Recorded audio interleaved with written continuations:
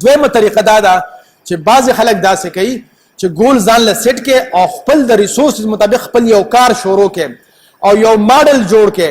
او چې کله تاسو اچیومنټ وکې نو بیا خلکو ته وښایې چې زما دا ګولو دا ویژنو او دا ما جوړ کو او راشي اوس ما سپورټ کې. د دې یو بل اگزامپل دی زمونږ یو ملګری هغه د یتیمانانو په ایجوکیشن باندې کار کو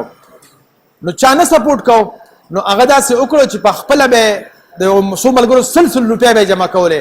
هغه 100 روپۍ یا 2-3 کاله جمع کړلې او یو وړوکې غوندې سکول یې جوړ کړ د آرفنز دپاره او هغې کې به آرفنز ته ایجوکیشن ورکولو.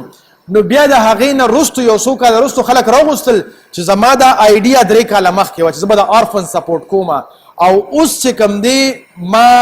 3 کاله پیسې جمع کړې دا سکول مې شروع کړ راشي اوس ما سپورټ کړی نو هغه بیا ملګري راله او خلکو یقین هم راغی چې ماشاءالله دې آرفنز ایجوکیټ کوي. نو نن سبا هغه